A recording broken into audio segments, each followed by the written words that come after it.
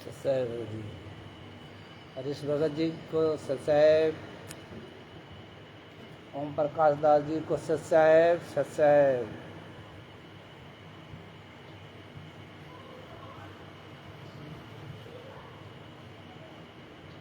सत्साहेब सभी लोगों को मेरा सत्साहेब।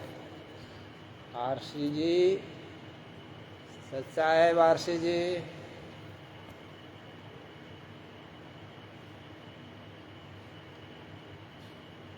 ओम प्रकाश दास जी सत्साहेब सत्साहेब।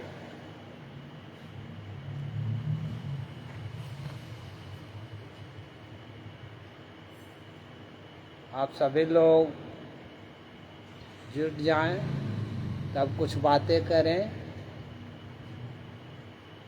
कुछ इंतज़ार कर रहे हैं। मुकेश वीर भगत जी सत्साहेब।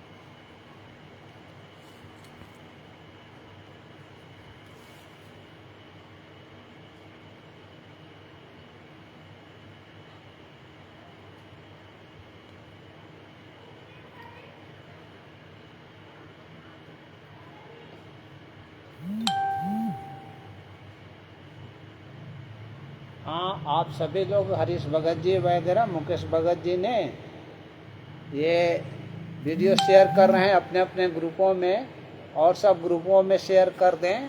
आप लोगों से मेरी यही विनती है ताकि अधिक से अधिक लोग जुड़ जाएं।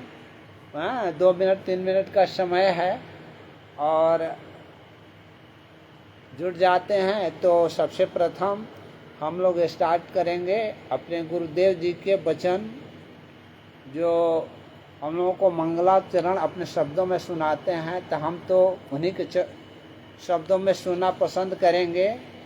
इसलिए बिंदुराज जी भगत जी सत्साहेब सत्साहेब, बिंदुराज जी, गोपाल दास जी सत्साहेब, बिंदुराज जी सत्साहेब, सब लोगों को सत्साहेब, सभी लोगों को सत्साहेब।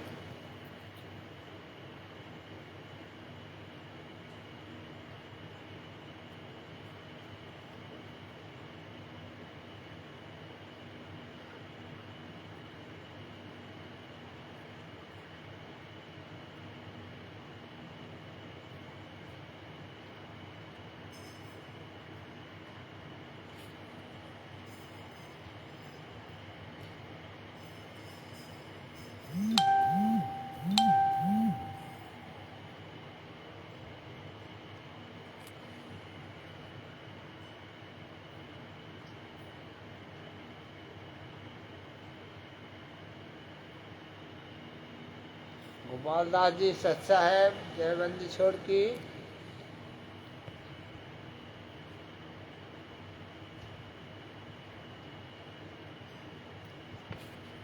अरविंद दास जी को सत्साहेब।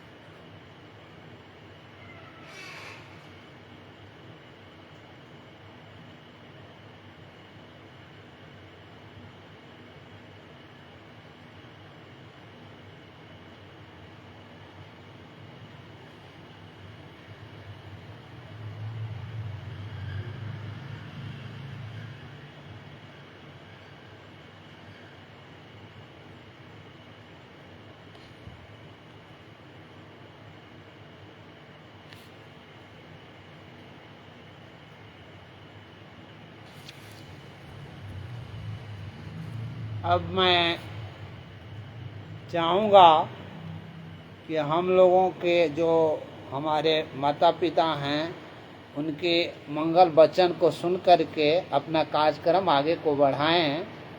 तो मंगल चरण हम स्टार्ट करते हैं वो अपने गुरु जी के वचनों को, वो वचन को हम लोग सुन करके और ये करें।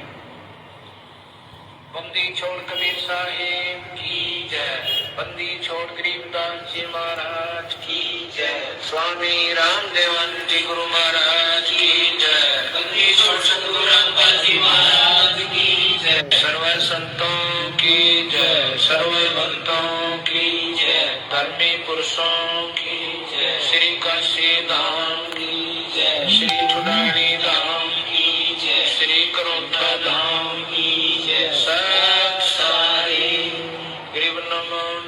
सतपुर सको नमस्कार गुरु के नहीं, सुर नर मुनि जन साधमा संतों सर्वसदी नहीं, सतगुरु साहिब संत सबे दंडोतम प्रणाम, आगे पीछे मत हुए पूजा कुर्बान, निराकार निर्विषम काल जाल बंधन, निर्लेप मन जलीर गुण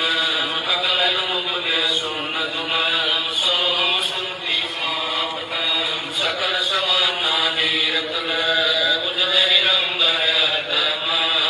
परवार था बार बार नहीं मत तुम जो सुमर सदोई, नायक गलताना करो अनुग्रह सोई, वास पद परवाना आज गणेश मनाऊं, गणनायक देवन देवा चरण कमल लोलाऊं, आद अंत कर सेवा ब्रह्म शक्ति संगीतम, दाता सोई अवगत गुण अतीतम, सत पुरुष नर मोही जगदम्बा जगदीशम, मंगल रूप मुरारी तन्मन भक्ति मुक्ति भंडारी, सुर नर मुनि जन जावे, ब्रह्मा विष्णु महेशा शेष सहस मुख गावे, पूजे आदि गणेशा इंद्र कुबेर सरीखा, वरुण धर्म रह जावे, समृत जीवन जी का मन इच्छा फल पावे, 33 कोट अदारा जावे सहस 88, उतर बह जल पारा कट है युक्ति फांसी, बल आरती हरि दरबारी। सत्साहेब हम लोग मंगलाचरण के बाद में आज का मेरा विषय है गुरु जी के विरुद्ध में चल रहे देशद्रोह के मुकदमे के संबंध में आपसे बातचीत करने के संबंध में आया हूँ। और गुरु जी के विरुद्ध में FIR नंबर 428 सन 2014 जो आज हिसार न्यायालय में ट्रायल चल रहा है, उस संबंध में कुछ बातें रखने को प्रस्तुत हुआ हूँ। आप सभी अपने अपने ग्रुपों में, अपने अपने साथियों में इस वीडियो को अधिक से अधिक शेयर करें और परमात्मा की दया से मैं जो बातें रखने जा रहा हूँ, जो FIR 428 सन 2014 जो देशद्रोह के नाम से जाना जाता है, उस संबंध में मैं आपसे बातचीत करूँगा। लालचंद चिंपा जी को सत्साहेब, ये बात ऐसी है कि आप लोगों ने कुछ दिन पहले सुना होगा कि ये मैनेजमेंट वाले शोरगुल किए हुए थे कि देशद्रोह का सेक्शन ही समाप्त कर दे रहा है सरकार। वह सरकार जो है देशद्रोह को समाप्त कर देगा, गुरुजी 10 दिन में, 12 दिन में, 15 दिन में निकल जाएंगे। ये ऐसा शोर बनाए हुए थे अपने भक्तों के बीच में, अपने लोगों को अपने साथ जोड़ने के लिए, जोड़े रहने के लिए ये ऐसे ऐसे गलत अफवाहें उठाए हुए थे।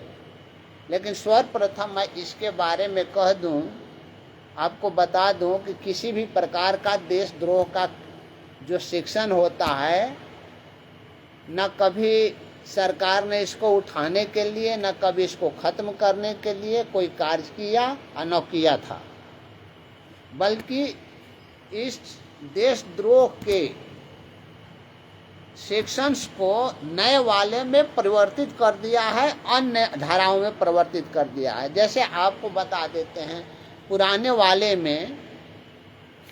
वाले जैसे एक किताब है आपका, एक आपका किताब है ये जस्टिस क्रिमिनल,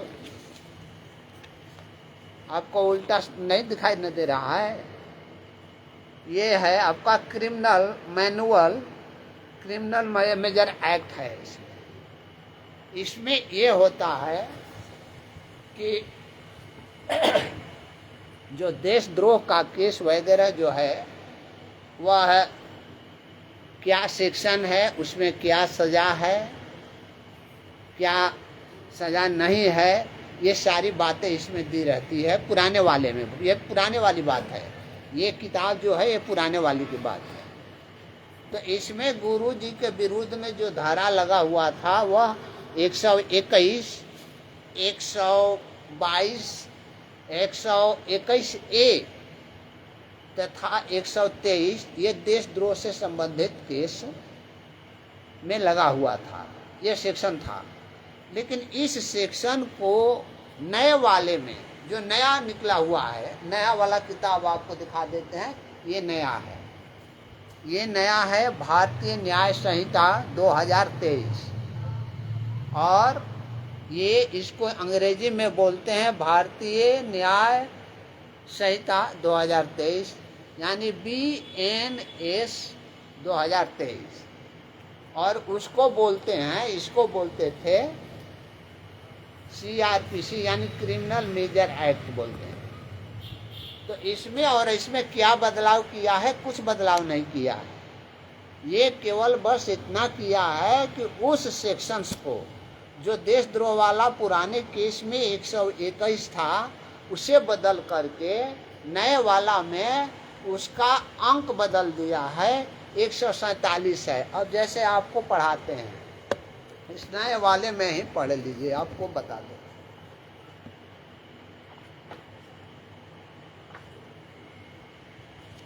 यहाँ देखिए, इधर अंग्रेजी शब्द है और ये इधर हिंदी है। ये हिंदी में आपको डायरेक्ट मिलेगा, पढ़ने के लिए आप पढ़ सकते हैं। यहाँ पर 121 धारा जो है वो भारतीय दंड विधान संहिता 1860 के साथ, यानी वो पुराने वाला दिया हुआ है। और जो है ये पुराने वाले के बाद में 121 है, इसको ये 121 को देखिए नया वाला बनाया है भारतीय न्याय संहिता 2023।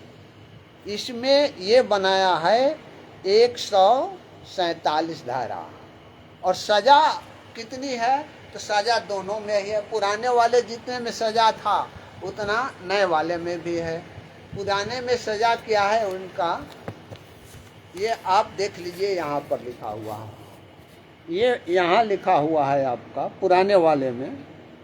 डायरेक्ट देखिए यहाँ, इम्प्रिजमेंट, डेथ और इम्प्रिजमेंट फॉर द लाइफ, यानी इसमें लिखा हुआ है कि मृत्यु तक का भी प्रावधान था पुराने वाले में। लेकिन इन लोगों ने क्या कहा कि देशद्रोह की मतलब जो सेक्शन है वो सरकार हटा रही है, लेकिन हम आपको नए वाले में दिखा रहे हैं कि उस सेक्शन को, यानी 121 सेक्शन को 121 से सेक्शन को ये धारा बना दिया है 147, और 147 में आपको मैं ये दिखा देता हूँ कि वही प्रोविज़न है, वही सज़ा है, वही सब कुछ है। ये देखिए यहाँ 121 पढ़ लीजिए आप यहाँ पढ़ लीजिए। यहाँ बता रहा है, यहाँ बता रहा है कि डेथ और इम्प्रिजनमेंट फॉर लाइफ, यानी दोनों नया वाला है, ये नया वाला है। भारतीय, देखिए यहाँ क्या लिखा हुआ है, भारतीय नागरिक सुरक्षा संहिता 2024, ये नया वाला है और ये पुराना वाला। तो दोनों में एक ही सजा है और ये लोगों को भुला भटका करके बचा करके और ये अपने साथ जुड़े रहने के लिए, अपनी उल्लू सीधा करने के लिए राष्ट्रीय समाज सेवा समिति ने ये कार्य लोगों के बीच में रखा कि सरकार देशद्रोह वाली केस को हटा रही है। तो ये बात अपने दिमाग से निकाल दीजिए कि देशद्रोह वाली केस का जो ये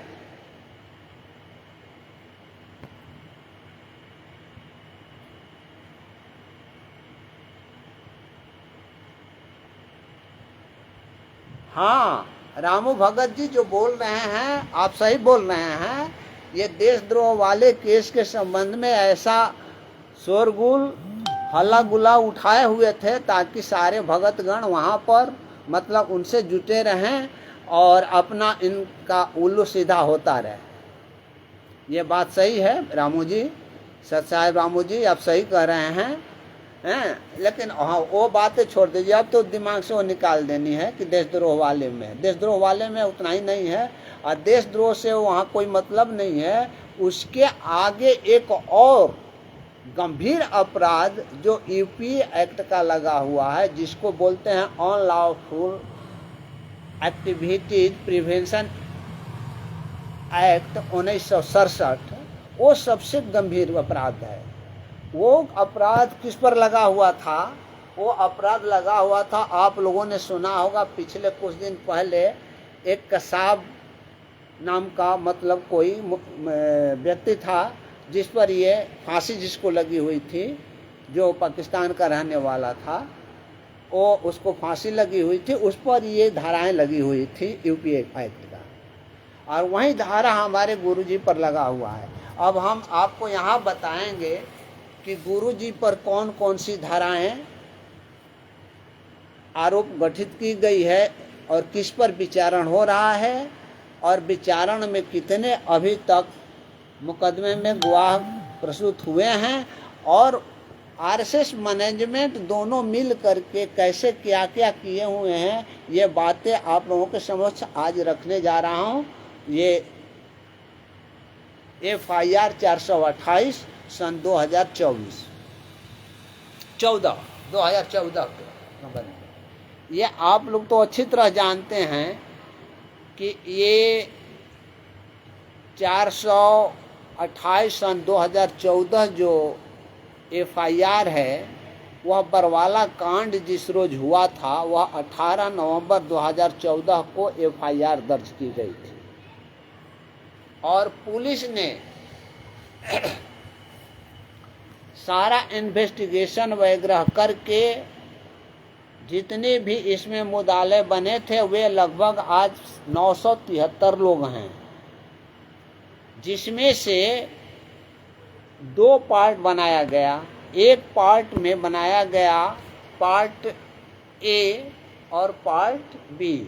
तो पार्ट B में ये लिस्ट में वे उन लोगों को रखा गया जो साधारण प्रकृति के अपराध किए हुए थे, जैसे इन लोगों को सहयोग करना, सरकार के कार्यों में बाधा पहुंचाना, ये कार्य मतलब उन लोगों पर जो किया है वो मतलब कि पार्ट B में रखे गए हैं। और जो पार्ट A में हैं वे हैं 142 पहले 142 थे, जिस पर मतलब कि ये गंभीर अपराध का आरोप लगा हुआ था। और गंभीर अपराध का आरोप जिस पर लगा हुआ था उसमें एक संत रामपाल जी महाराज भी थे। अब आगे मैं बता रहा हूँ, उसको मतलब ध्यान से सुने। तो ये पुलिस ने पूरी जांच वगैरह करके पूरा जितना भी एविडेंस था एकत्रित किया। एकत्रित करने के बाद में न्यायालय में 16/2/2015 को अपना चार्जशीट जमा कर दिया, यानी चालान जो जमा करते हैं वो चालान जमा कर दिए। याद रखिए 18/11/2014 को FIR हुआ और 16/2/2015 को पुलिस ने अपना चार्जशीट सबमिट कर दिया, जिसको चालान भी बोलते हैं। जब चालान सबमिट हो गया, न्यायालय में आ गया, तो न्यायालय ने चूंकि इसमें जो भी केस लगे हुए हैं वो एक ट्राइब्यूनल वाइज सेशन होते हैं, यानी कि वो मजिस्ट्रेट को जहां मूल रिकॉर्ड आता है पुलिस द्वारा जहां दी जाती है, वहां पर मूल इलाका मजिस्ट्रेट जो होते हैं वे इलाका मजिस्ट्रेट को ट्रायल करने का, फेस करने का अधिकार नहीं होता है, उनके अधिकार क्षेत्र से बाहर होता है।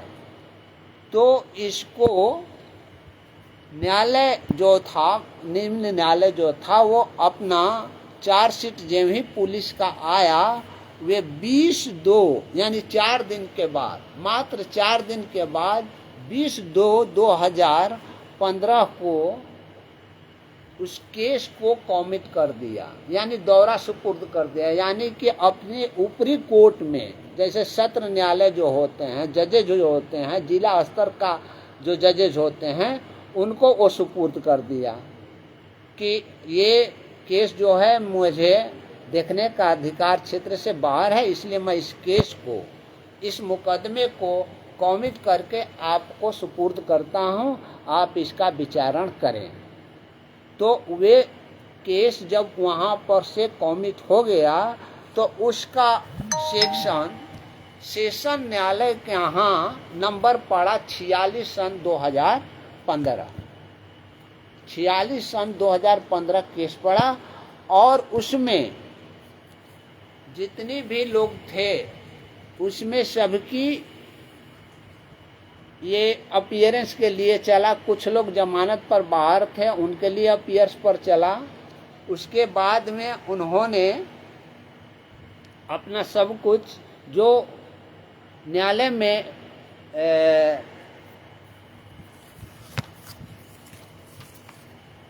जेल में जो पुलिस पकड़ करके लाई थी और जेल में जो थे, वे कम से कम आपको टोटल 142-43 से ऊपर थे। किंतु उसमें से कुछ लोगों का पूरे नाम तो नहीं बता सकूंगा, क्योंकि पूरे नाम बताने में काफ़ी लेट होगा, समय उतना नहीं है, मैं शॉर्ट में बता देना चाहता हूं। तो ये जब दौरा सुपुर्द हो गया, तो सभी लोगों ने वहाँ पर मौजूद नहीं होते थे। कोई पटिशन दिया रहता था, कोई बेल के लिए दिया रहता था, कोई मतलब अपना ऊपर चार्ज न बनने के लिए दिया रहता था, डिस्चार्ज करने के लिए दिया रहता था, उस पर चल रहा था। उस समय का वो हिसार कोर्ट में जो सेशन कोर्ट था, उसमें अजय पराशर जी थे। तो अजय पराशर जी ने दिनांक 15/7/2016 को 15/7/2016 को चार्जशीट फ्रेम कर दिया।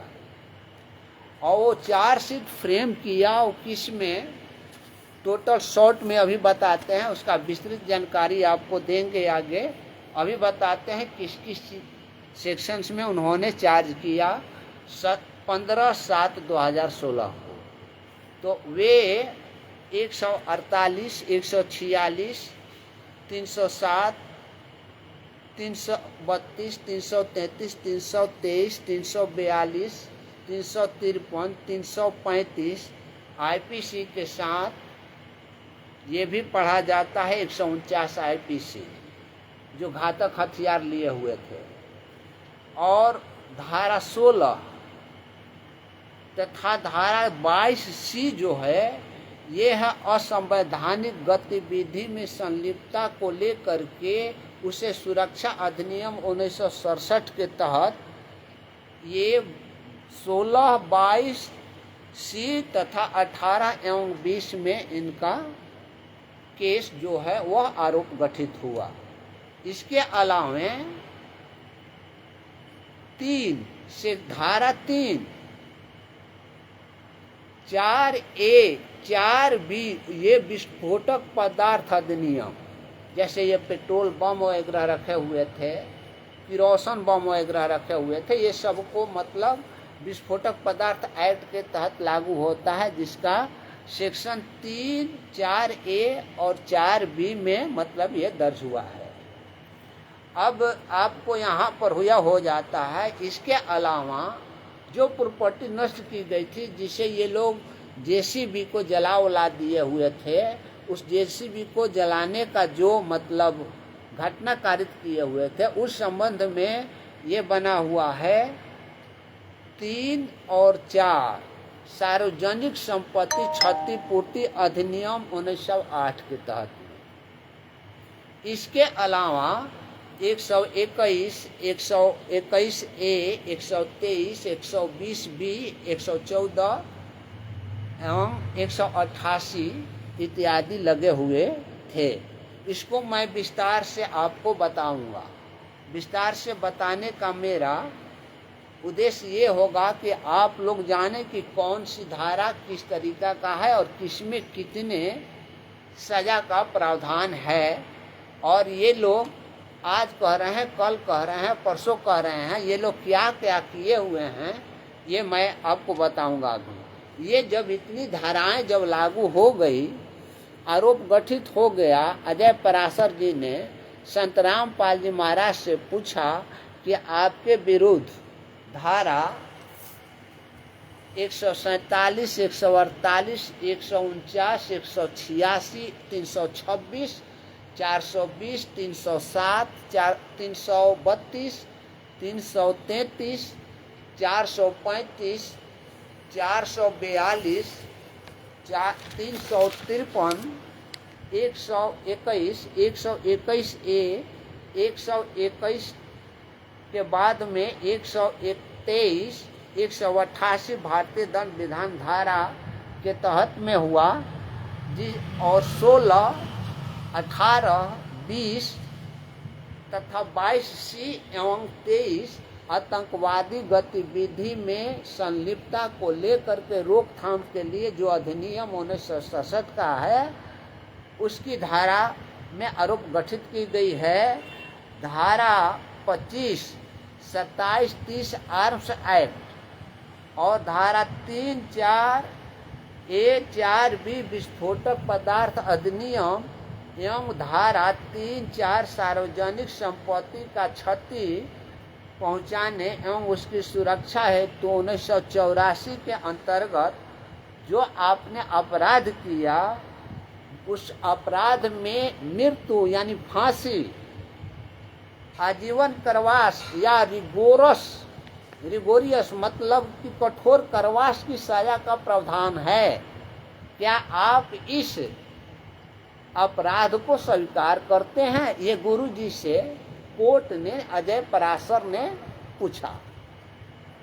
तो उस कोर्ट में वीडियो कॉन्फ्रेंसिंग के माध्यम से जो वो जेल नंबर 2 में थे संत रामपाल जी महाराज, वो वीडियो कॉन्फ्रेंसिंग के माध्यम से जेल नंबर 1 में ये अपना स्टेटमेंट दिए कि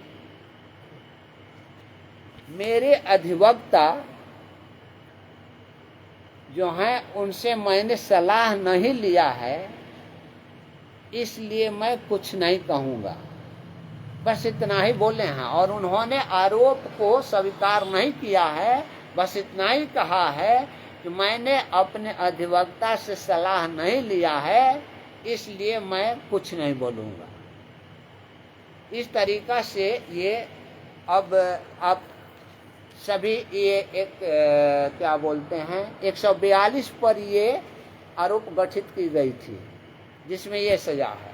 उसके बाद में हुआ क्या कि 3 अभियुक्त बाद में पकड़ाए जो अबस्कॉन्डर घोषित हुए थे। 3 अभियुक्त में कौन कौन अभियुक्त हैं मैं आपको ये बता देता हूँ। वे अभियुक्त हैं, पहला नीलम, दूसरा जो हैं वह हैं संजय जो मंजू का पति है, और तीसरा जसवीर जो उर्फ नाम उनका जगवीर है। दोनों ये तीनों का पता जो है वह मैं आपको बता देता हूँ इस मोबाइल से। इनकी पता क्या है।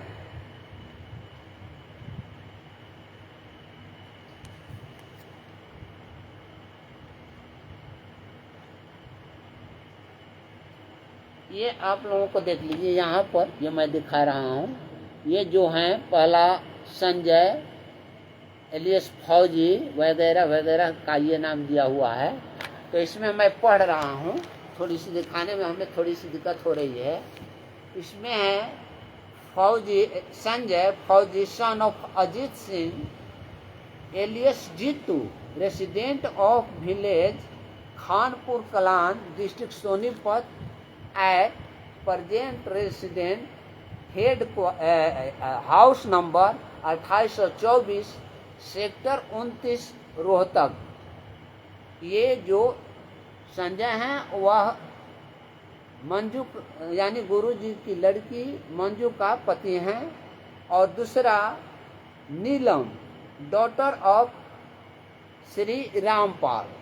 हालांकि यहाँ पर रामपाल लिख दिया है लेकिन ये गलत लिखा है। मैंने पता किया और रामचंद्र भगत जी से मुझे पता चला कि ये जो है नीलम जो है वो रामपाल जी महाराज की बेटी नहीं है। वो रामपाल जो है वो मिसप्रिंट से इस पर दर्ज हो गया है। वे कोई रामफल है, फल रामपाल नहीं, रामफल रामफल है, उनकी बेटी है जो धनाना की रहने वाली है और डिस्ट्रिक्ट सोनीपत है उसका पड़ता। एक तीसरा जसवीर जिनका उर्फ नाम जगवीर भी कहा जाता है, जिनके पिता का नाम है Shri Bhim Singh resident of Karsola district Jind. ये जिंद जिला के रहने वाले करसौला के हैं। तो इन तीनों लोगों पर चार्ज फ्रेम वही हुआ है इस केस में 428 में जो संत रामपाल जी महाराज पर चार्ज फ्रेम हुआ। अब चार्ज फ्रेम क्या हुआ है हर एक का हम बारी बारी से शॉर्ट में आप लोगों को रखेंगे, क्योंकि 8:30 बजे हमारे रामचंद्र भगत जी भी लाइव में आने वाले होते हैं, इसलिए मैंने 7:30 बजे ये समय रखा है। तो इसके लिए हमें जल्दी इस बात को रख करके और उनके समय पर हमको छुट्टी देना है। तो रामचंद्र भगत जी, हालांकि हमने तो आज एक समाचार सुना हरीश भगत जी का, मुजफ्फरपुर नगर वाले का, कि उनके पिता की जो यहाँ का शरीर है वो छोड़ चुका है। देखते हैं परमात्मा कब उनसे मुलाकात कराते हैं हरीश भगत जी से। वो कोशिश करेंगे हम लोग कि जब रोहतक में आवेंगे और इस बात को पूर्णतः वहाँ इसी बात को मतलब इस बात को भी रोहतक में भी रखी जाएगी, रोहतक में पूर्ण रूप से रखी जाएगी। अभी तो शॉर्ट में मैं बातें बता रहा हूँ, लेकिन रोहतक में बहुत मतलब विस्तृत ढंग से इसको बताई जाएगी। राम साहेब मतलब रामचंद्र भगत जी सत साहेब, और हमें भगत जी सब साहेब, कन्हैया भगत जी सत साहेब, कृष्णा राजपूत भगत जी सत साहेब, विकास जी भगत जी सत साहेब। आप सभी लोगों को मेरा सत साहेब हो। उमेश जी को मेरा सत साहेब, सुखराम चौहान जी को मेरा सत साहेब, सत साहेब।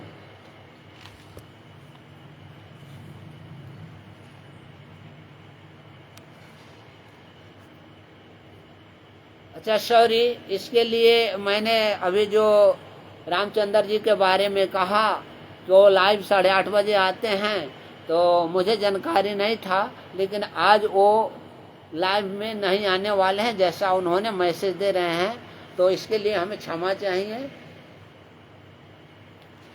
खैर, अब आप लोगों को मैं ये बताता हूँ कि संजय उर्फ फौजी, सन ऑफ अजीत और जीतू ग्राम वगैरह सब तो हमने बता दिया। इन तीनों पर गंभीर अपराध के अंतर्गत जो आरोप गठित किया गया है वह 25/4/2025 को गठित किया गया है, यानी अभी, यानी इस मंथ के पिछले मंथ में ये 4 सबमिट किया गया। तो उसमें पहला बलवा करने के उद्देश्य से विधि विरुद्ध जमाव, यानी एकत्र होना, विधि विरुद्ध जमाव करना कि बलवा किया जाए या उसका सदस्य बनना, ये धारा 147 के तहत अपराध होता है। ये आरोप गठित किया गया पहला। दूसरा किया गया कि न्यायालय द्वारा जारी गिरफ्तारी वारंट, न्यायालय द्वारा जारी यानी चंडीगढ़ हाई कोर्ट ने जब 5/11/2014 को वारंट निर्गत किया था कि संतराम पाल जी महाराज को अरेस्ट करने के लिए, उसके बारे में कहा जा रहा है कि न्यायालय द्वारा जारी गिरफ्तारी वारंट 5/11/2014, 10/11/2014 एवं 17/11/2014 को पुलिस द्वारा निष्पादित होने से रोकने के लिए सामान्य उद्देश्य से, एक उद्देश्य से, एक साजिश से घातक हथियार के साथ, जैसे petrol bomb, double barrel gun के द्वारा, राइफल, रिवॉल्वर इत्यादि के साथ बलवा करने के उद्देश्य से वो विधि विरुद्ध जमाव किए हुए थे, जिसका धारा 148 के तहत आरोप गठित की गई है। और तीसरा मतलब क्या है, तीसरा आरोप गठित हो रहा है कि 18/11/2014 को पुलिस ऑफिसर एवं कर्मियों को रोकने के लिए विधि विरुद्ध जमाव घातक हथियार का प्रयोग करना, जैसे मतलब जितने भी पेट्रोल बम थे, किरोसिन बम थे, और फायर करना, फायर आर्म्स वगैरह इत्यादि से जो ये अटैक किए हुए थे पुलिस पर, उसके बारे में कह रहा है कि हथियार से, घातक हथियार यानी 149 जो होता है वो घातक हथियार से संबंधित होता है। इससे हमला करना 149 के तहत अपराध होता है, जिसे गठित की गई है। अच्छा, चौथा है कि सभी समान उद्देश्य से, एक ही उद्देश्य से, एक ही साजिश से ये विधि विरुद्ध जमाव करके, एकत्रित करके, लोगों को बुला करके और उनको जो गवाह जो पुलिस थे उन पर एसिड फेंक करके उन्हें गंभीर इंजरी पहुंचाया गया है। एसिड तो आप जानते हैं कि कितना खतरनाक होता है और कितना ये दर्दनाक, मतलब ये आपको ये कहा जाएगा कि एसिड फेंकना बहुत विद्रूपम अपराध कहा जाता है। ये हम लोग अपनी भाषा में बोलते हैं। तो ये उन लोगों पर एसिड फेंक करके गंभीर इंजरी पहुंचाने यानी चोट पहुंचाने के लिए धारा 326A भारतीय दंड विधान के तहत आरोप गठित की गई है। पांचवा है कि अन्य सभी अभियुक्तों के साथ समान उद्देश्य से ऐसे विधि विरुद्ध जमाव के द्वारा बेईमानी, अब यहाँ शब्द आ गया बेईमानी से प्रेरित करना, यानी कि लोगों को बताना बेईमानी से प्रेरित कर रहे हैं और बड़े पैमाने पर भगवान के रूप में पेश करना कि गुरुजी भगवान है, आप लोगों को बचा लेंगे, आप लोग यहाँ एकत्रित हो जाइए, ये लड़ाई कीजिए, ये वहाँ पर पुलिस को नहीं आने दीजिए, पुलिस के साथ मगर आने के लिए आवे तो उसके साथ जम करके विरोध करना है, परमात्मा बचा लेंगे, परमात्मा यहीं पर बैठे हुए हैं, इस रूप में पेश करके जनता को धोखा देना 420 भारतीय दंड अपराध 420 भारतीय दंड के तहत अपराध कारित किया जाना होता है, जो गठित की गई है आरोप। ये आपका 5वां आरोप हुआ। छठा, हालांकि इसमें कोर्ट ने 30A हेड में ये चार्जशीट सबमिट किया है, यानी आरोप गठित किया है, किंतु हमने उसको शॉर्ट करके, छोटा करके 26-27 हेड में मतलब आपको बताने जा रहे हैं। और लास्ट में एक बार और बताएंगे कि कुल को एक साथ मिलाकर के और ये आरोप गठित की गई है। और छठा क्या बता रहे हैं कि समान उद्देश्य के साथ विधि विरुद्ध जमाव द्वारा पुलिस पदाधिकारी कर्मियों पर विस्फोटक पदार्थ फेंक कर पेट्रोल बम फायरिंग एवं पत्थर इत्यादि द्वारा जानलेवा आक्रमण करना, जिससे पुलिस कर्मी जख्मी हो गए हैं। एक जख्मी करने के लिए आपको अपने मन की भावना बनाना, एक साजिश बनाना और एक जख्मी होना अलग हो जाता है। ऐसे कृत्य जान से मार देने का प्रयास करना भारतीय दंड विधान धारा 307 के तहत हत्या का प्रयास करना होता है, जो अपराध आप लोगों ने किया है। इसलिए आप लोगों के विरुद्ध ये भी अपराध गठित की जाती है। अब सातवां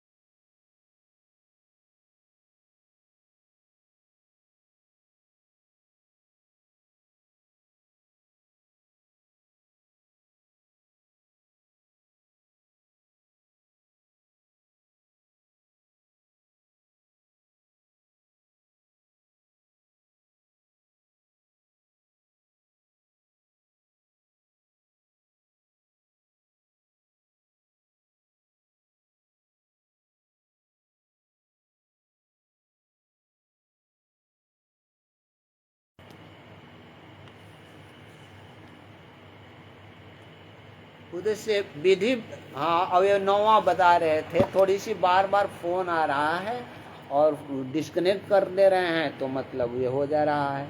आप सभी ने 9वां ये पॉइंट बोल रहे हैं, आप सभी ने समान उद्देश्य से विधि विरुद्ध जमाव द्वारा आगजनी कर जेसीबी क्रेन नंबर A4 यानी हरियाणा का ये नंबर है 56A9871, जिससे पुलिस ने विभाग मतलब पुलिस विभाग जो है वो भाड़े पर लेकर उपयोग के लिए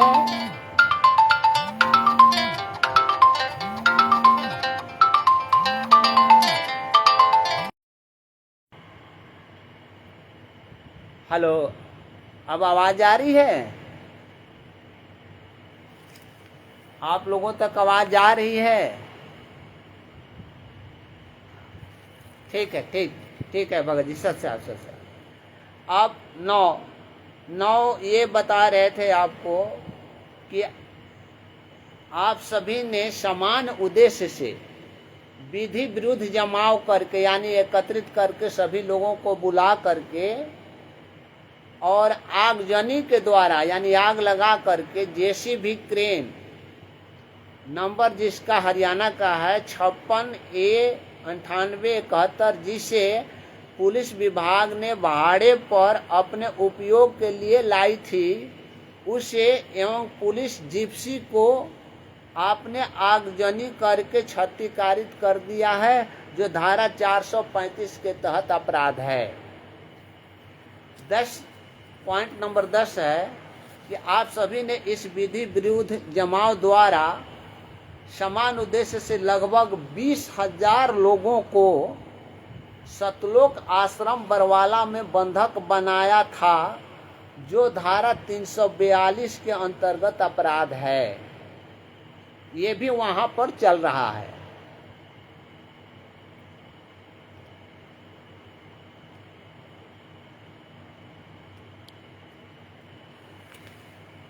ये भी वहां पर अपराध चल रहा है कि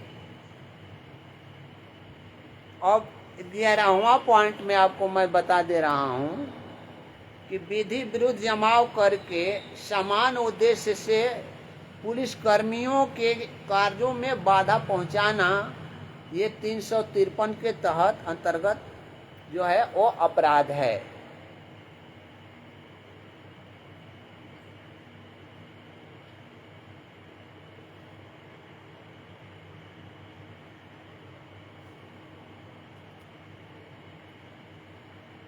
क्या कोई दिक्कत हो रही है क्या? ये आपकी मेरी आवाज आ रही है आप लोगों को?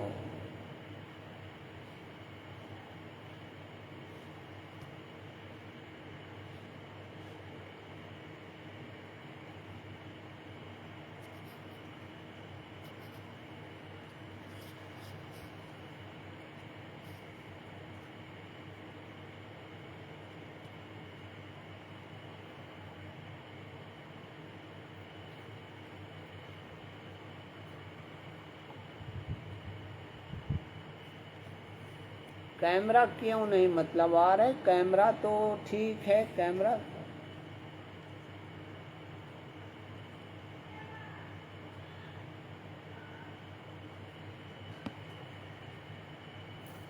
अच्छा। अब आप 11वां है कि आप सभी विधि विरुद्ध जमाव द्वारा समान उद्देश्य पुलिस कर्मियों के कार्यों में बाधा पहुंचाना 353 के अंतर्गत अपराध है। 12वां पॉइंट में आरोप गठित है कि सभी ने साथ मिल करके राज्य के विरुद्ध युद्ध छेड़ना 121 के तहत अपराध गठित किया गया है।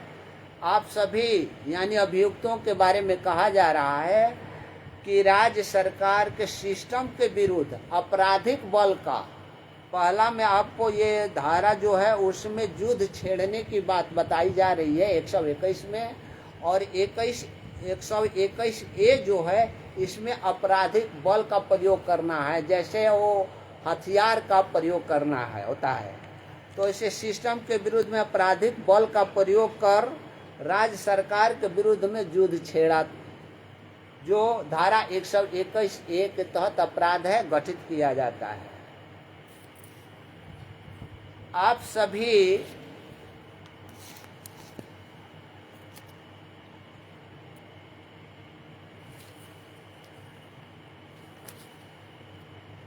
अन्य सभी अभियुक्तों के साथ तथा यह जानते हुए कि कुछ व्यक्तियों द्वारा राज्य के विरुद्ध युद्ध छेड़ने हेतु आश्रम में विस्फोटक पदार्थ, आग्नेयास्त्र, पेट्रोल बम आदि जो है ना, वो हथियारों आदि वगैरह को एकत्रित कर रहे हैं, या आप जान रहे थे? थोड़ी सी कैमरा कम आ रही है, इसका प्रकाश बढ़ नहीं रहा है।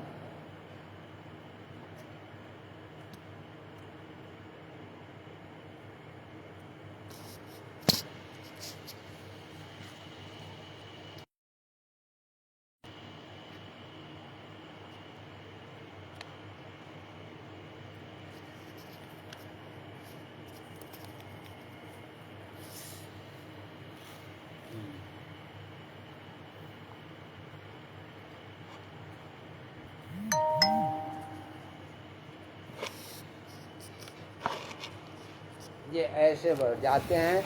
दोनों तरफ लाइट थोड़ी हो रही है ना, तो थोड़ा सा दिक्कत हो रहा है। हम ऐसे हो जाते हैं ताकि दोनों तरफ से लाइट आवे, तो ये हो जाएगा आपका। अब आ रहा है फोटो, ठीक आ रहा है।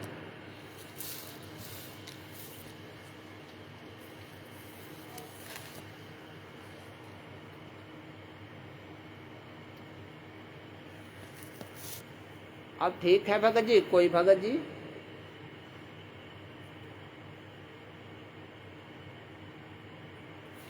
ठीक। हाँ, अब आपको मैं पॉइंट नंबर 14 पर लेकर के चलता हूँ। पॉइंट नंबर 14 पर ये अभी जो बताए कि ये इकट्ठा करना क्या क्या है। इकट्ठा करना राज के विरुद्ध छेड़ने के लिए हथियार या अन्य प्रकार के जो भी मतलब अग्नेयास्त्र हैं, पेट्रोल बम है, किरोसिन बम है, लाठी भाला बर्छा वगैरह जो है वो सब उपाय करके एकत्र करके और रखना।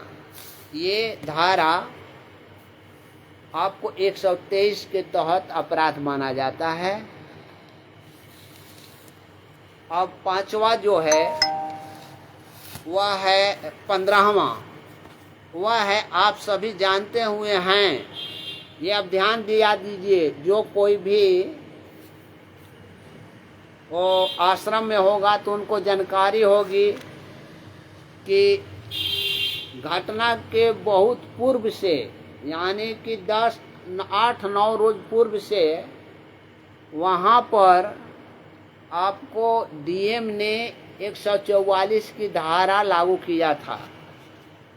तो ये क्या हुआ, उसके संबंध में ये आरोप गठित की गई है कि आप सभी जानते हुए कि डीएम हिसार ने दिनांक 11/11/2014 को बरवाला आश्रम के आसपास अंतर्गत धारा 144 सीआरपीसी के तहत लागू किया है एवं आश्रम तथा आश्रम से 500 मीटर के आसपास कोई भी व्यक्ति हथियार, जेली, गड़ासी, भाला, बर्छा, तलवार, लाठी इत्यादि का धारण नहीं करेगा। आदेश को अवज्ञा करने पर धारा 188 भारतीय दंड विधान के तहत अपराध है। ये वहाँ पर आरोप गठित की गई है कि डीएम ने जो 144 की धारा वहाँ पर लागू किया था, वह जो है वहाँ पर ये लोग लाठी भाला वगैरह, बर्छा गड़ासा और पेट्रोल बम वगैरह ले करके उनके आदेश को लोगों को हुजूम बना करके, लोगों को रोड पर बैठा करके उनके आदेश का ये विरोध कर दिए। और आदेश जब विरोध कर दिए तो इनका हुआ क्या कि 188 का ये अपराध हो गए। तो ये 188 भारतीय दंड विधान के तहत अपराध कारित किए हैं। और आप सभी अभियुक्त मिल करके, एक साथ मिल करके विधि विरुद्ध जमाओ एक उद्देश्य से, उस उद्देश्य की पूर्ति के लिए, उद्देश्य करना ही बाकी नहीं है, उद्देश्य की पूर्ति के लिए इस आशय से कि भारत की एकता, अखंडता, सुरक्षा और संप्रभुता को धमकी देने या धमकी की संभावना के साथ कृत किया है। यानी कि ये लोग जो हैं, ये अपराध वहाँ आरोप गठित है कि आप लोगों ने भारत के एकता को, अखंडता को, सुरक्षा को, संप्रभुता को आपने धमकी दिया, उसके धमकी देने की संभावना को कृत किया और विस्फोटक फायर द्वारा, यानी विस्फोटक पदार्थ आदि, फायर आर्म्स आदि के द्वारा उपयोग करके लोगों के दिमाग में, यानी जितने भी पब्लिक थे, चाहे वो भगत अंदर के हों, चाहे भगत वो बाहर के हों या जगत हों, सबके दिमाग में आतंकित हमला करने का इरादा रखना, जिससे लोगों की मृत्यु होने की संभावना या व्यक्तियों को चोट पहुंचाना या संपत्ति का हानि या क्षति पहुंचाने के लिए आपराधिक बल का प्रयोग करना तथा हमला करना, जिससे पुलिस की मृत्यु की संभावना हो सकती है तथा हजारों अनुयायी, शिष्य नहीं अनुयायी, और ये जितने भी राष्ट्रीय समाज सेवा समिति हो या मैनेजमेंट हो, ये सब के सब अनुयायी हैं, शिष्य कोई भी नहीं है। राज्य सरकार के विरुद्ध ढाल बनाने का कृत्य किए तथा सरकारी सेवक अपना कर्तव्य निष्पादित नहीं कर सके, यानी वारंट का निष्पादन नहीं कर सके, इसके लिए वहाँ पर गतिविधि जो है वह ऐसा किए जो इनकी गतिविधि है धारा 16 असंवैधानिक गतिविधि अधिनियम 1967 के अधीन अपराध है, जिसमें मृत्यु की सजा है। आप सभी रामपाल जी एवं अन्य लोग जिनका नाम ऊपर अंकित है, यानी ऊपर अंकित का मतलब यानी 142 के बारे में ये कह रहा है। अभी तो जो ये 25/4/2025 को ये जो आरोप गठित हो रहा है केवल मात्र 3 लोगों पर हो रहा है, वह है संजय, नीलम और ये जसवीर। मगर इसके पूर्व में 142 लोगों पर ये चार्ज सबमिट हो चुका है। तो उसी के बारे में कह रहा है कि अन्य लोग जिनके ऊपर नाम अंकित है, जो भारतीय ट्रस्ट, अब यहाँ पर ट्रस्ट का भी आ रहा है नाम।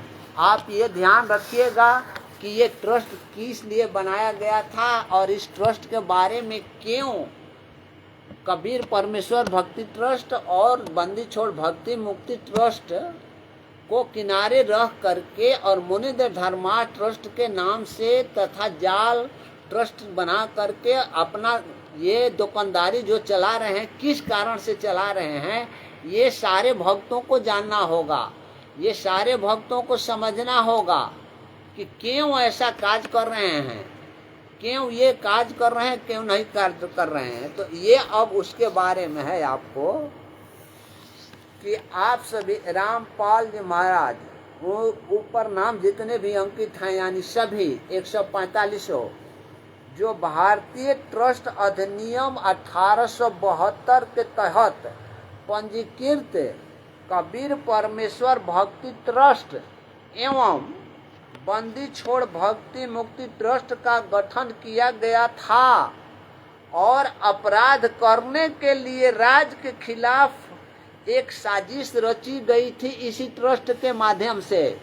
आप लोग अब ध्यान दीजिए कि ये कहा क्या मतलब यहाँ हुआ है। ये आरोप जो गठित हो रहा है, ये क्या गठित हो रहा है, आपको ध्यान देने पड़ेंगे।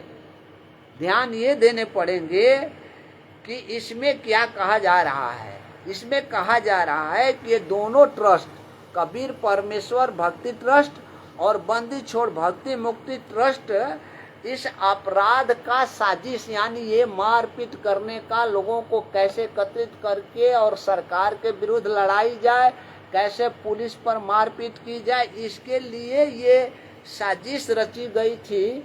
ताकि उसी साजिश के तहत में ये बनाया गया था कबीर परमेश्वर भक्ति ट्रस्ट और बंदी छोड़ भक्ति मुक्ति ट्रस्ट। इस पर विचारण चल रहा है जो धारा 18 आतंकवादी गतिविधि संलिप्तता के तहत अपराध है, जिसमें ये आपको ऊपर बताए कि अपराध है जो जिसमें फांसी की सजा है। उसी तरह से ये 18 जो है 18 पॉइंट में फिर आ रहा है वहीं 4 यानी इन दोनों ट्रस्टों पर 4 हेड में आरोप गठित की गई है। 4 हेड मतलब कि 4 का अलग अलग थोड़ी थोड़ी अंतर है और उसमें थोड़ी थोड़ी अंतर में थोड़ी थोड़ी सजा है। थोड़ी थोड़ी सजा का मतलब कि जैसे किसी में फांसी है तो किसी में आजीवन है, तो किसी में मतलब आजीवन 10 बरस है, इस तरीका से थोड़ी सी। लेकिन ये 4 कबीर परमेश्वर भक्ति ट्रस्ट और बंदी छोड़ भक्ति मुक्ति ट्रस्ट के संबंध में 4 हेड में आरोप गठित है। वह है, यह पहला आपको बता दिए। दूसरा है कि आप सभी द्वारा गठित कबीर परमेश्वर भक्ति ट्रस्ट तथा बंदी छोड़ भक्ति मुक्ति ट्रस्ट जो पंजीकृत की गई थी, वे सदस्य आतंकवादी गतिविधि के गैंग, याद रखिए यहाँ क्या कह रहा है, उसमें कह रहा था कि आप लोगों ने साजिश रची थी और यहाँ पर ये गैंग में इन्वॉल्व हैं, यानी गैंग आप बना लिए हैं, जो धारा 20 आतंकवादी गतिविधि सुरक्षा अधिनियम 1967 के तहत अपराध कारित किया है, आरोप गठित की गई है। ये 18वां हो गया। 19वां में दिया है फिर वहीं कि आप सभी ने कबीर परमेश्वर भक्ति ट्रस्ट बंदी छोड़ भक्ति मुक्ति ट्रस्ट के प्रभारी हैं, सदस्यगण हैं तथा अपने व्यवसाय के संचालन के जिम्मेवार हैं। तो ये लोग जितने भी नाम दीक्षा दे रहा है, मूर्ख भगतगण ये पढ़ रहे हैं कबीर परमेश्वर भक्ति मुक्ति ट्रस्ट के तरफ से, वह मतलब कबीर परमात्मा परमेश्वर भक्ति मुक्ति ट्रस्ट पर नाम दीक्षा जो ले रहे हैं, वे भी इसमें फंस रहे हैं। ये यहाँ पर आरोप गठित है कि आप सभी कबीर परमेश्वर भक्ति ट्रस्ट बंदी छोड़ भक्ति मुक्ति ट्रस्ट के प्रभारी सदस्यगण अपने व्यवसाय के संचालन के जिम्मेवार हैं। तो आप जिम्मेवार हैं, आप नामदान सेंटर चलाने वालों, कोऑर्डिनेटरों, जिला कोऑर्डिनेटरों हो, संभाग कोऑर्डिनेटरों हो, ये सुन लो कि तुम्हारी क्या होगी कल हाल, कि ये व्यवसाय संचालन करने के लिए आप जिम्मेवार हैं। जो धारा 16 जिसे अब संशोधन करके 22C के तहत आतंकवादी गतिविधि में संलिप्तता होने की धारा के मतलब 22C के तहत में अपराध कारित है, जिसमें फांसी की सजा है। आप आज से ही सुन लो। और ये बंदी छोड़ भक्ति मुक्ति ट्रस्ट तथा कबीर परमेश्वर भक्ति मुक्ति ट्रस्ट पर नाम दीक्षा देने वाले संचालक कोऑर्डिनेटर या संभाग कोऑर्डिनेटर या स्टेट कोऑर्डिनेटर आज सुन लीजिए कि कल इसी बिंदु पर अगर कहीं मिल गया प्रमाण में और अपने भक्तों से आज भी सुधर जाओ, बंद कर दो, ये नाम दीक्षा देना बंद कर दो, अन्यथा ये सत साहिब चैरिटेबल ट्रस्ट के आंदोलनकारी तुम्हें कहां ले पहुंचेंगे, ये भगवान ही जानता है और दूसरा कोई नहीं जानता है। अब 20वां पॉइंट है कि आप सभी द्वारा पंजीकृत कबीर परमेश्वर भक्ति ट्रस्ट एवं बंदी छोड़ भक्ति मुक्ति ट्रस्ट का गठन किया, जिसमें अपने कब्जा में खतरनाक विस्फोटक पदार्थ, घातक हथियार रखना, विस्फोटक अग्नेयास्त्र अधिनियम, आर्म्स अधिनियम धारा आदि के तहत अंतर्गत ट्रस्ट के प्रावधानों के विपरीत, ये ट्रस्ट का प्रावधान के अंतर्गत नहीं है कि तुम अग्नेयास्त्र रखो, तुम राइफल रखो, तुम आर्म्स रखो, तुम किसी भी प्रकार के घातक हथियार रखो, अग्नेयास्त्र रखो, ये प्रावधान ट्रस्ट में नहीं है। और तुम लोग यही कार्य किया है, लाठी भाला ईंट पत्थर पेट्रोल बम वगैरह सारे के सारे चीज रखे हुए हो। तो जरा सुन लो, ये सुन करके तुम्हारे लिए काम आएगी। यदि आप आज भी नाम दीक्षा देने से छोड़ देते हो, अपनी नाम देना दीक्षा देना अपनी व्यवसाय को बंद कर देते हो, उसी में तुम्हारी भलाई है। प्रावधानों के विपरीत कृत किया गया है, जो धारा 23 असंवैधानिक गतिविधि सुरक्षा अधिनियम 1967 के तहत अपराध है, जिसमें फांसी की सजा है। अब आप लोग ये 4 बिंदुओं में ट्रस्ट के बारे में कबीर परमेश्वर भक्ति ट्रस्ट, बंदी चोर भक्ति मुक्ति ट्रस्ट के बारे में 4 हेड में न्यायालय ने विचारण कर रहा है। और इन बिंदुओं पर जितने भी ये लिए हुए हैं, इसके तहत में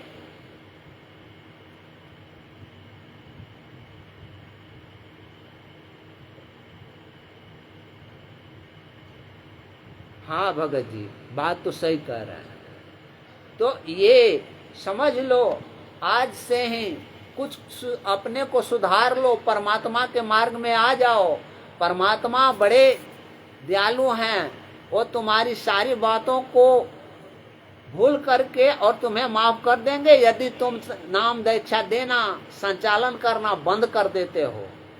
नहीं तो फिर तो सत साहब चैरिटेबल ट्रस्ट इसके लिए आ ही रहा है, आवेगा ही, और वो सारे सामने रखे जाएंगे। अब 21वां पॉइंट में है, 21वां पॉइंट में ये आप विस्फोटक पदार्थ के बारे में है, उसको आरोप गठित की गई है। वह है कि आप लोगों ने दिनांक 18/11/2014 को अन्य अभियुक्तों के साथ मिलकर असंवैधानिक एवं घृणित कार्य विस्फोटक पदार्थ जैसे पेट्रोल बम आदि से हमला किया, जिसके कारण जीवन को खतरा, संपत्ति को काफी क्षति पहुंची है, जो धारा 3(4)A विस्फोटक पदार्थ अधिनियम 1908 के तहत अपराध है, आरोप गठित की गई है।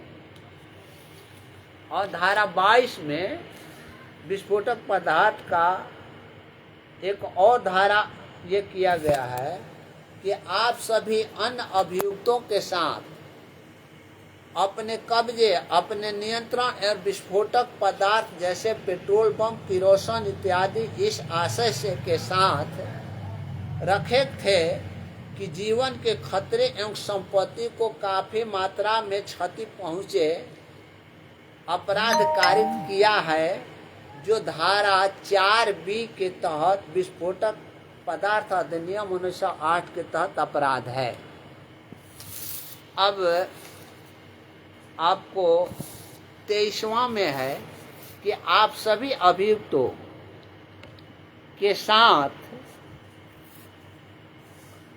शरारती कृत्य, ये आप लोगों ने शरारत किया है। किसके साथ? कानून के साथ शरारत किया है। बरवाला घटना कानून का शरारत है।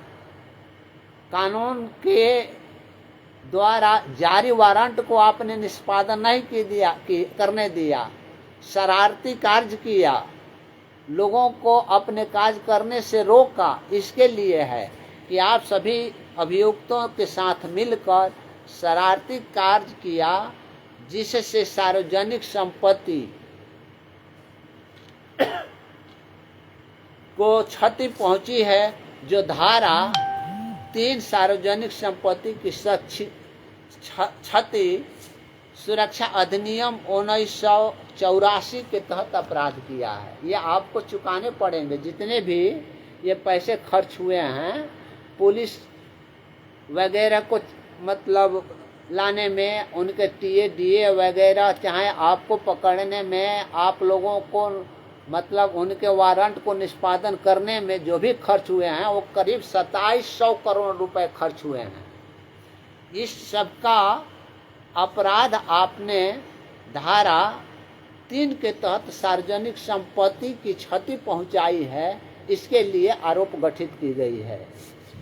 और 24वां है, आप सभी अन्य अभियुक्त के साथ वो शरारती कार्य एवं आगजनी भी किए हुए, जो जिप्सी वगैरह को जलाए हुए थे, विस्फोटक पदार्थ फेंके हुए थे, पेट्रोल बम वगैरह, सार्वजनिक संपत्ति जिसको क्षति पहुंची है, गाड़ी हुआ, वो JCB वाला हुआ, वो जिप्सी वाला हुआ, पुलिस की गाड़ी वगैरह जो हुआ, वो धारा 4 के 4 संपत्ति क्षति सुरक्षा अधिनियम 1984 के तहत अपराध है, जो वो आप लोगों के विरुद्ध में गठित है। अब धारा 25 में जो है इसमें सभी धाराओं को, जितनी भी धाराएं ये 1 2 3 4 5 6 7 8 लेकर के 24 तक बताए, वो सभी धाराओं को एक जगह एकत्रित करके ये 25वां धारा गठित की गई है। वह आपका मतलब ध्यान से जरा सुनिएगा। ये दिनांक 18/11/2014 को आप सभी ने अन्य अभियुक्त के साथ सहमत होकर आपसी अग्रीमेंट किया। आपसी अग्रीमेंट कौन किए थे? ये राष्ट्रीय समाज सेवा समिति वाले और ये मैनेजमेंट वाले, और आपसी सहमति करके सभी लोगों को भुलवाए थे संत रामपाल जी महाराज के नाम पर। आप लोगों ने आपसी अग्रीमेंट करके एवं अवैध साधनों द्वारा, यानी ईंट पत्थर वगैरह आप लोगों ने ढुलवाया, अपने भक्तों से ढुलवाया। आप लोगों ने ईंट पत्थर पेट्रोल बम वगैरह ये जुगाड़ करवाया, रखा वगैरह, ये सारी साधनों द्वारा उपरोक्त सभी अवैधकृत करने के लिए, अवैधकृत के बारे में तो आप अच्छी तरह से जानते हैं कि अवैध क्या होता है। लीगल कृत करने के लिए आप लोगों ने ये नहीं जुटाया। आप लोगों ने लीगल कृत के लिए ये भीड़ नहीं जुटाया कि चलिए हम लोग चलते हैं संत रामपाल जी महाराज को ले करके, और न्यायालय बुला रहे तो न्यायालय में हम लोग रखेंगे, अपनी बात को रखेंगे। लेकिन न्यायालय के द्वारा जारी वारंट का निष्पादन करने से आप लोगों ने उन पुलिस अधिकारियों को रोका, हाईकोर्ट के आदेश का अवमानना किया। इसी को लेकर के ये ऐसी घटना आप लोगों ने जानबूझ करके किया है। राष्ट्रीय समाज सेवा समिति एवं मैनेजमेंट, और राष्ट्रीय समाज सेवा समिति एवं मैनेजमेंट वालों को सहायता करने वाले में से आप हैं। जितने भी भगतगण हैं ये सब आप हैं। आप लोगों ने उनको सहयोग किया है। एक दिन आप लोग मतलब आप लोगों के लिए आंखों में आंसू भी नहीं होगा, क्योंकि आंखें नहीं होगा, रोग भी नहीं। ये ऐसा दिन आवेगा। नहीं तो आज से ये संभल जाओ और अपनी आवाज को बुलंद करते हुए अपनी जो सांसें बची है उसको बचा लो, वो परमात्मा में लगा दो, अपने गुरु के लिए लगा दो, अपने गुरु के आवाज उठाने के लिए लगा दो। आइए तब चलिए आप बोलते हैं उन अवैध कृत्यों को अग्रीमेंट के अनुसार, यानी जो अग्रीमेंट किए थे उस कृत्य को आप लोगों ने अपने अनुसरण में लाया, यानी अनुसरण किया, यानी वो कार्य किया जो आपने अग्रीमेंट किया। यानी राष्ट्रीय समाज सेवा समिति और मैनेजमेंट ने बैठ कर के किनारे अपना जो साजिश बनाया और अग्रीमेंट आपस में किया कि हम लोग ऐसे ऐसे करें, वो ये जो है इसका अनुसरण आप करते हुए भक्तों को भी मतलब उसमें लगाया, रोका, ढाल बनाया, ईंट पत्थर दिया, ईंट पत्थर चलाया, हैं, अनेकों मतलब प्रोवोकेशन वाली बात बोली के अनुसरण में कृत्यों को किया। जो धारा, अब धारा कितना है ये सभी इसमें है। धारा 147 जो आप लोगों को वहां बताए कि ये बलवा करने का, तो बलवा आप लोगों ने किया शांतिपूर्ण ढंग से। उनको गुरु जी को वहां जो निष्पादन करना था वो नहीं करने दिया, बल्कि बलवा कि नहीं करेंगे, चाहे लाखों लोगों की लाशें यहाँ से गुजर जाए, लाखों लोगों के लाखों से मतलब गुरु जी को गुजरना पड़े, ये मरवाना चाह रहे थे और भगतगण इनका साथ दे रहे थे। अच्छा, अब उसी तरह से 148 है, 149 है, घातक हथियार वगैरह, पेट्रोल बम वगैरह, ये ट्रस्ट बनाए हुए थे और राइफल लेकर के घूम रहे थे। वो जा करके वो 5 जगह जो मतलब 5 जगह गेट पर अपने प्रहरी को रखे थे, उससे वे जांच करवा रहे थे, फिर भी आर्स में ले करके और ट्रस्ट के अंदर लेकर के घुमा रहे थे, जबकि ट्रस्ट के प्रधानों के अंतर्गत आर्स में लेकर के घूमना नहीं है, अवैध हथियार लेकर के घूमना नहीं है, अवैध विस्फोटक पदार्थ लेकर के घूमना नहीं है। ट्रस्ट का काम क्या होता है? ट्रस्ट का काम होता है, सत्य का काम होता है, लोगों को कल्याण करना काम होता है, लोगों को कैसे उजागर किया जाए, कैसे लोगों को मतलब सही रास्ते पर लाया जाए, ये कार्य करना होता है। लाठी भाला उठा करके बम का प्रयोग करके और अपनी दबाव देना नहीं होता है। तो ये आप लोगों ने मतलब ऐसा कार्य किया, ये अवैध हथियार के साथ में लेकर के वो कार्य किए थे। 186, 326, 420, 327 जो पीछे मैंने सारे का डिटेल आपको बताया था, उसका सब मतलब निचोड़ है। ये 333, 300, 435, 352, 353, 121, 121 ए, 22C, 23 आतंकवादी गतिविधि रोकथाम अधिनियम 1967 धारा, ये तो मत हो गया आपका 1967 में, मतलब जो कि गतिविधि आतंकवादी गतिविधि करते थे तो लोग, ये आतंकवादी गतिविधि का मतलब और विशेष विस्तृत रूप से जान लीजिए कि देवपाल जी भगत जी सच साहेब, मदन लाल जी सच साहेब, देवपाल भगत जी,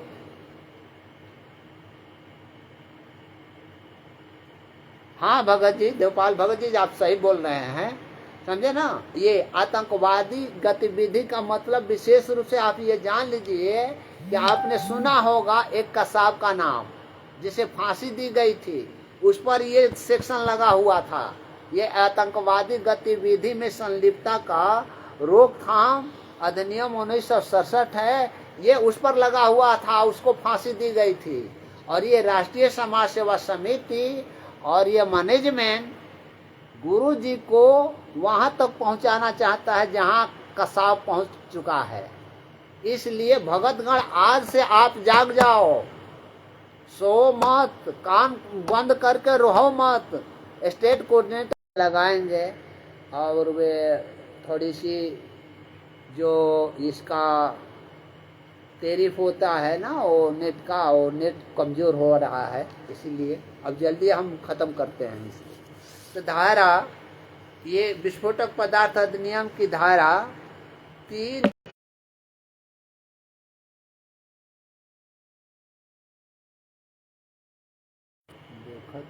हाँ कनेक्ट हो गया, हाँ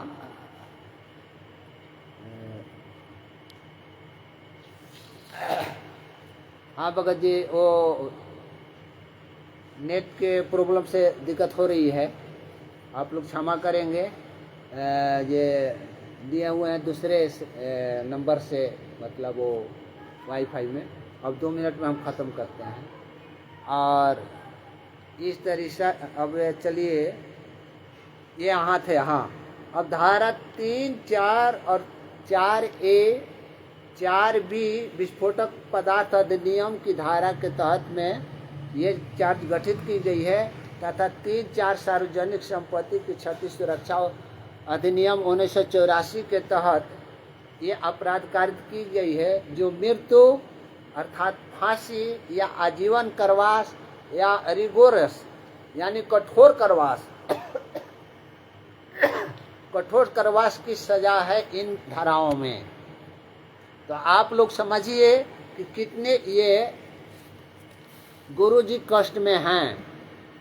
और अलावे इसके आपको बता देते हैं, ये सब तो है ही, बहुत से ये मतलब धाराएं हैं, 26, 27, 28 में है धारा 120B और 114 जो है वह धारा जो है ये आपका कंस्पिरेसी करना है, और ये कंस्पिरेसी सबकी होती है।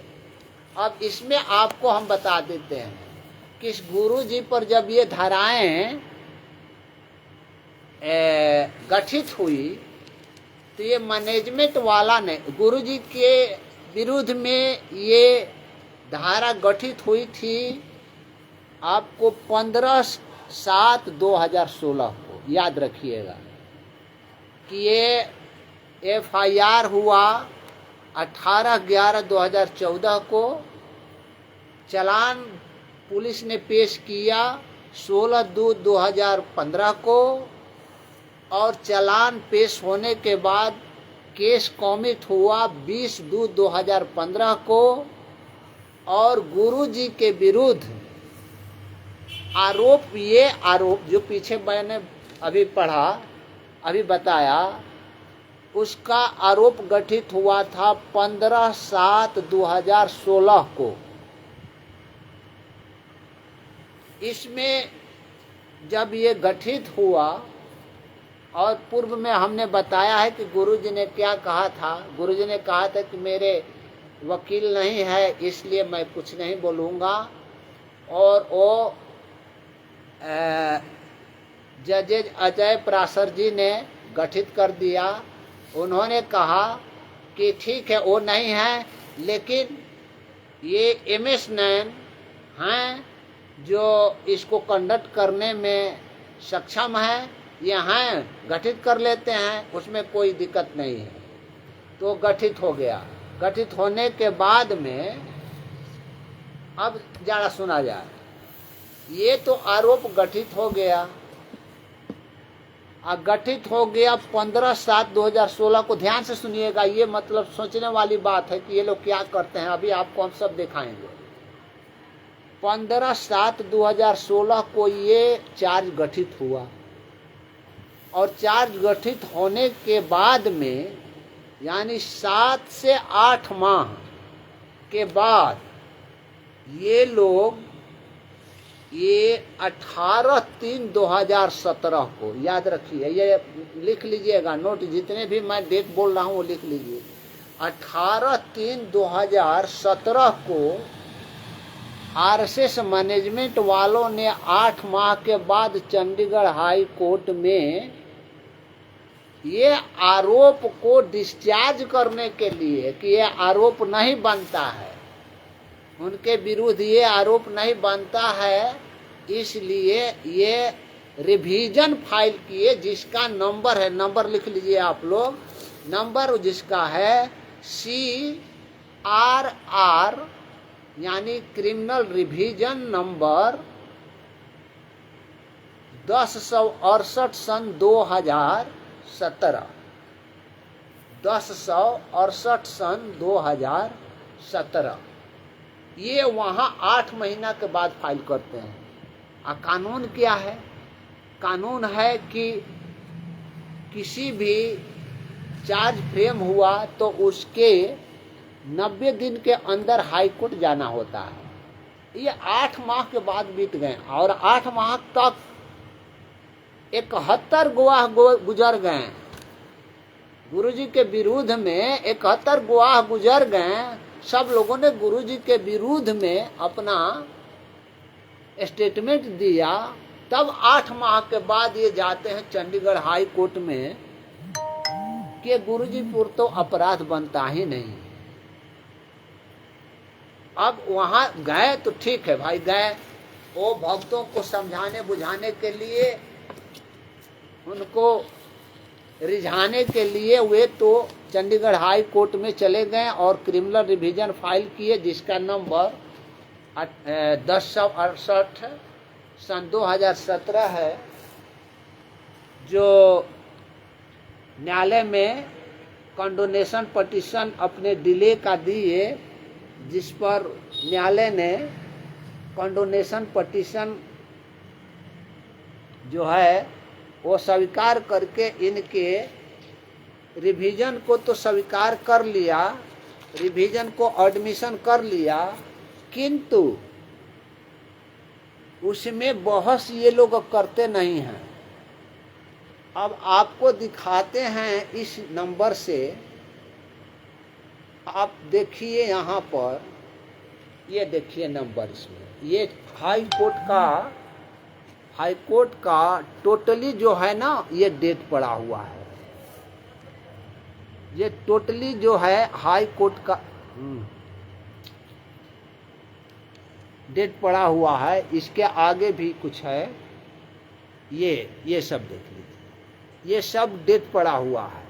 अब इस डेट के बारे में आपको थोड़ी सी बता देते हैं कि ये लोग चार्ज फ्रेम होने पर गए हुए हैं। वे प्रक्रिया है कि जितनी जल्दी उसको ख़त्म की जाए, गवाही ना गुजरे, गवाही को स्टॉप रखा जाए, ऐसा भी आवेदन उसमें नहीं दिए। चंडीगढ़ हाई कोर्ट में ऐसा भी आवेदन नहीं दिए कि ये मतलब जब तक से चंडीगढ़ हाई कोर्ट में ये रिवीजन जो है उसकी अंतिम सुनवाई नहीं हो जाती है, तब तक हिसार कोर्ट की ये 428 सन 2014 की जो देशद्रोह की केस का विचारण चल रहा है उसको स्टॉप किया जाए, रोका जाए।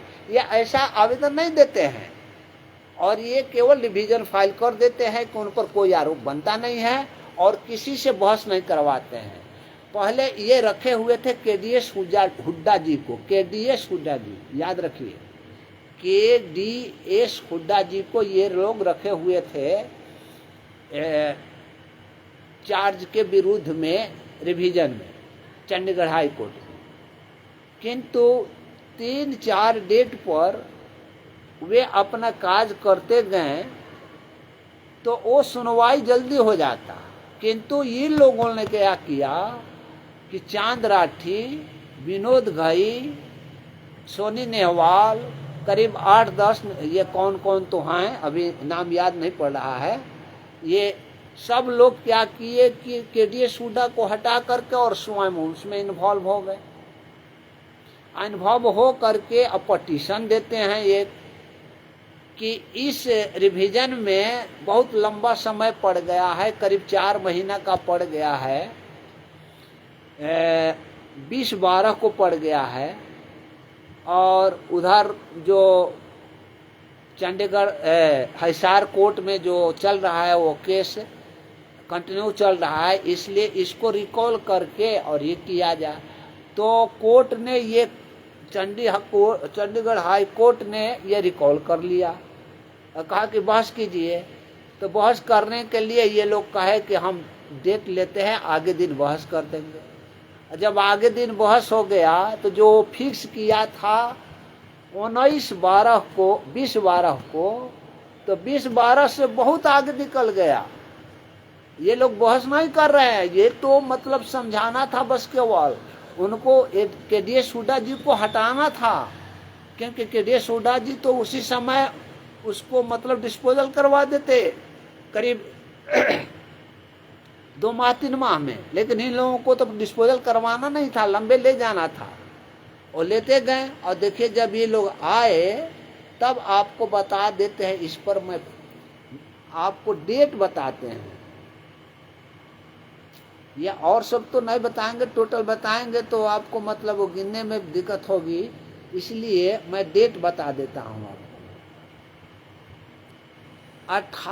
अब कितना बड़ा, 28 अप्रैल 2017 से 7 जुलाई 2017 पड़ा, 11 अगस्त 2017 पड़ा, फिर 28 नवंबर 2017, 13 मार्च 2018, 20 अप्रैल 2018, 16 मई 2018, 24 जुलाई 2018, 25 सितंबर 2018, 18 दिसंबर 2018, 20 फरवरी 2019, 4 सितंबर 2019, 5 नवंबर 2019, 21 नवंबर 2019, 29 नवंबर 2019, 20 नवंबर 2019 और 17 जनवरी 2020, 4 फरवरी 2020, 19 फरवरी 2020, 16 जनवरी फरवरी मार्च 2023, अब 23 में चल रहा है, चलिए सितंबर 4 2023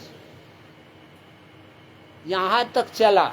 चलने के बाद में 9 सितंबर 2024 को, अब समझ लीजिए ये लोग केवल डेट पर डेट लेते गया है, बहस नहीं किया है। और जब वो 9/4/2024 को डेट पड़ा तो ये लोग क्या किया कि आप लोग ये देख लीजिए, इसमें फाइनल ऑर्डर है और फाइनल ऑर्डर में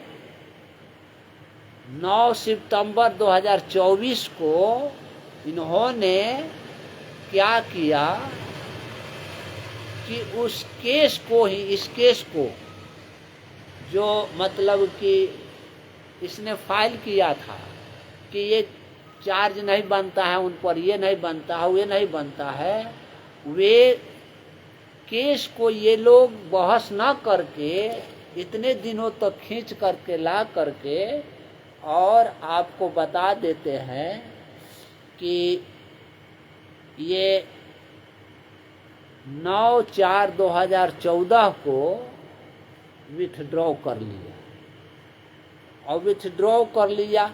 फिर भाई काहे के लिए तूने उसमें ही किया था? विथड्रॉ करने की क्या उपाय आ गई थी आपको?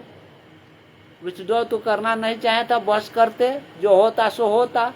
फिर इतने मतलब कि 2017 से एक 8 माह बाद तो तुम उतने चार्ज नहीं बनता है, वे मतलब के लिए दिया, केवल भक्तों को पैसा लेने के लिए कि हमने इस वकील को रखा है, इतने रखा है, इतने पैसा ये है वो है, इतने पैसे लग रहे हैं, पैसे फीसने के लिए। लेकिन तुम लोग तो बहस नहीं करा रहे थे, केवल डेट पर डेट लेते गए हैं। मेरे पास सारा ऑर्डर है, वो चंडीगढ़ हाई कोर्ट का सारा ऑर्डर है, उसमें यही दिया है कि अगले डेट पर हैं। ये फलाना जो है वो विनोद घई दूसरे कोर्ट में बहस कर रहे हैं, इसलिए ये आज बहस नहीं करेंगे। क्यों नहीं करेंगे? दूसरे की इतनी मतलब जल्दी है, और हमारी जो 11 वर्षों से है वो जल्दी नहीं है। इस तरीका से इन्होंने इस राजकुमार भगत जी मिश्रा जी को सचाए,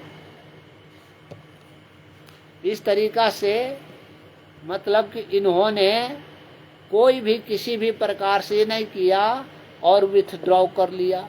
विथड्रॉ किया उन 9/4/2024 को। वो ऑर्डर मेरे पास है, मैं आपको ऑर्डर दिखा देता हूँ, लेकिन जिस लाइव पर मतलब मैं हूँ उसी मोबाइल में मैंने रखा है।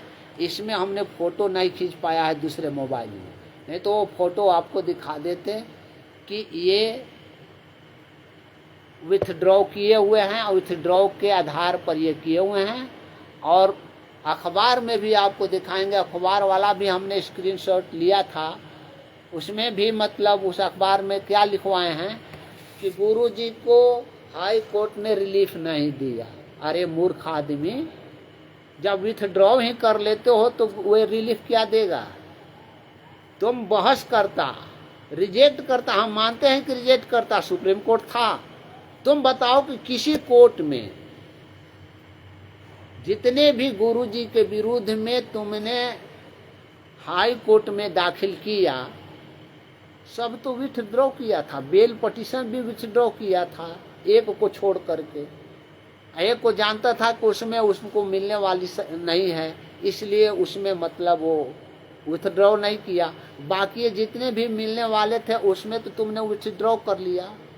और विथड्रॉ करने का कारण क्या होता है कि उसके आगे न पीछे आप जा सकते हैं, तो किसी भी कोर्ट में नहीं जाता। तुम बहस करता, रिजेक्ट करता, कोर्ट मान लो कि रिजेक्ट नहीं करता। सुप्रीम कोर्ट था, सुप्रीम कोर्ट सिंगल बेंच में जाता, डबल बेंच में जाता, फुल बेंच में जाता, अनेकों चीज थे वहां पर, अनेकों प्रक्रिया हैं। लेकिन तुम प्रक्रिया सुप्रीम कोर्ट तक क्यों नहीं ले गया? और सुप्रीम कोर्ट को कौन ले गया? ये झूठी बबीता के केस को लेकर के गए हुए थे लोग, दूसरे को लेकर के नहीं गए हुए हैं। आज तक एक भी मतलब केस या बेल संत रामपाल जी महाराज के बारे में बरवाला कांड होने के बाद जब से जेल में गए हैं, न इनके जमानत के बारे में, न इनके अपराध के मतलब आरोप गठित होने के विरुद्ध में रिवीजन हो या अपील हो या किसी भी प्रक्रिया हो, उसमें न तो अपील में बेल फाइल की हैं न कुछ किए हैं। बेल भी फाइल किए हुए थे तो वो भी विथड्रॉ कर लिए, 2-2.5 वर्ष के बाद में किए, किसी को 1.25 वर्ष में बात किए।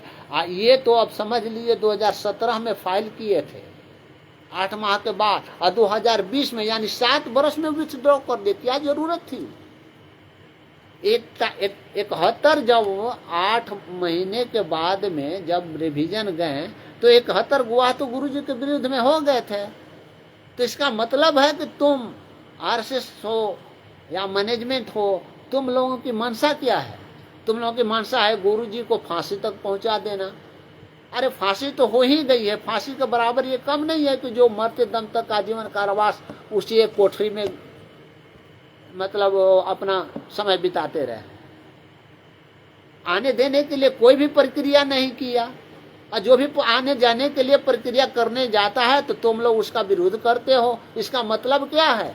इसका मतलब यही हुआ कि तुम विरोध कर रहे हो। भक्त सबसे ज्यादा तो मूर्ख भगतगण हैं। सबसे मूर्ख भगतगण को कहा जाएगा कि ये वहां बरवाला में चूसने के लिए चले जाते हैं, सीने के लिए चले जाते हैं, और 2 रोटी खाकर के कुत्ता जैसे पोंछ हिलाने लगता है ना, 3 लोगों का पोंछ हिलाते हैं, लेकिन गुरु जी का जो मतलब वो खिला रहे हैं उनके बिना पत्ता भी नहीं हिल रहा है। उनका कुछ नहीं पूछते हैं वहां कि गुरु जी क्यों नहीं आते हैं। गुरु जी के लान दो सामने।